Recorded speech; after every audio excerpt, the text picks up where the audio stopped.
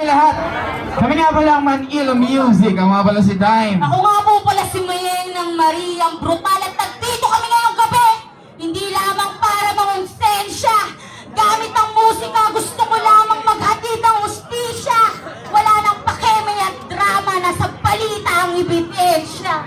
Yan. Shoutout sa lahat ng tao dito. Yan, sa lahat ng mga gang dito. Yan. Ang layunin ng event na to ay pagbuklodin ang lahat ng mga gang dito at magkaroon ng kapayapaan. Yan, shoutout sa lahat, Clipside, TBS, TST. Yan, sa mga OG dyan, shoutout sa inyo lahat. Fatal Rhyme, West Coast, yan. Shoutout sa inyo lahat.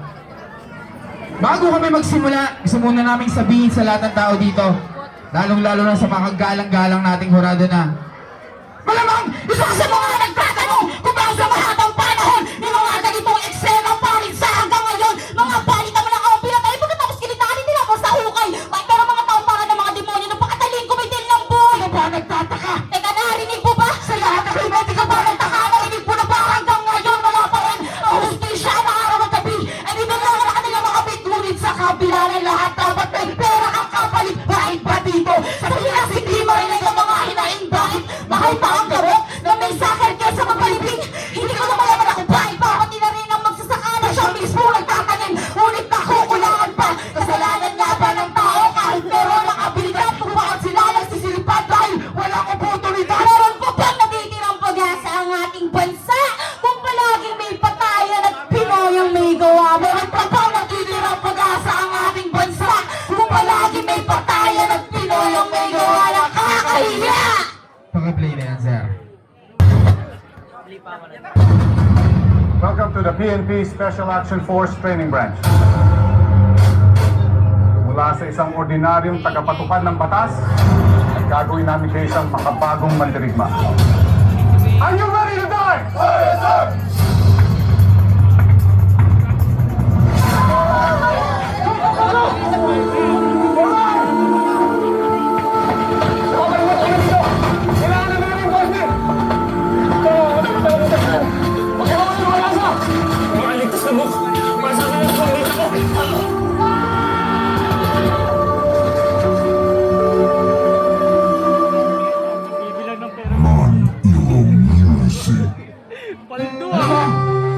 Nakakalungkot isipin dahil sa kabila ng lahat ng kagulong nangyayari sa bansang Pilipinas, patayan, korupsyon, droga, pagnanakaw, paggagahasa.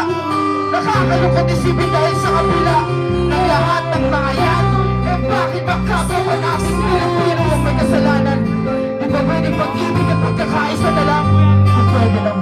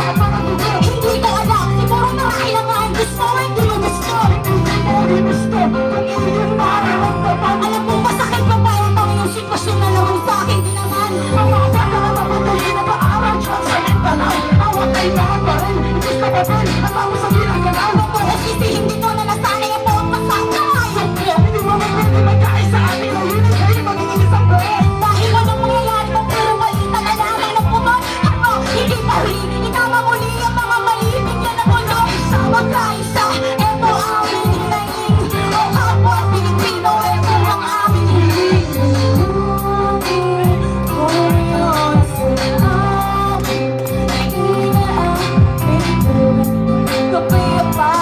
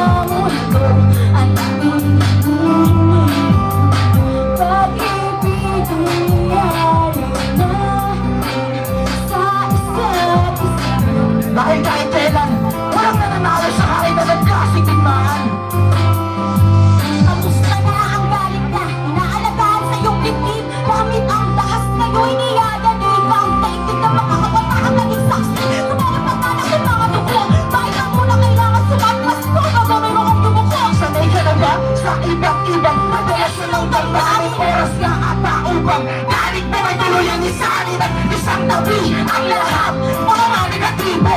Ilang kontra ang dapat magbuwis ng buhay dito. Sana nga ang layunin at iyong pinagdalaban, ngunit minamali ang naisip mong paraan. Dahil sa kabilang banda, bakit may batas pa? Kung hindi nasusunod sa salita at gawa, siguro ay dapat na muna limutilisan ang lahat na tayo sa iyong hamon. Hanapin isipin kung paano ba tayo, hindi ba naman ang ahon?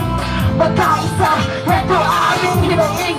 O kapwa Pilipino, ito ang aming hiling. Pilipinas kung mahal nasa ng perlas mong silangan. Baon ka na sa utang, nagawa ka bang nakawan? Bakit tila naging limbangan na ang pagpatay? Ano pala ang batas na sinasabing bakal na kamay? Bakit hindi ko matanaw? Bakit hindi ko madama? Bakit kung sino ba ang nadamay siya ang biktima? Meron pa ba natitirang pag-asa ang ating bansa? Kung palaging nagpapaya, Pinoy ang may gawa. Magkaisa, magkaisa, ito ang aming hinaing. O kapwa Pilipino, ito ang aming hiling kapayapaan. O baka sabihin nyo naman, ang mahimlay ka ng mahirap, kayo na may kasalanan. Tandaan, nandito tayo sa bayan kung saan pinapatay ka sa sarili mo ring kabuhayan. Pag salungat ka sa administrasyon, tatawagin kang dilawan. Kahit para sa kayumanggi, naman ang pinaglalaban, nangyayari to lahat. Sige, bulag-bulagan, mangyayari pa rin to. Kasi pinapayagan, Pilipinas, ano na, Manila Music. At last, pasensya na kung wala kaming dalang props at kadramahan. Kasi ganito kami magwasak ng event, linis sa content. Kaya props sa mga kalaban namin. Wala ba tayong mga kamay dyan, mga kapatid? Eh, yung mga solid na performer natin, dapat ganun. So,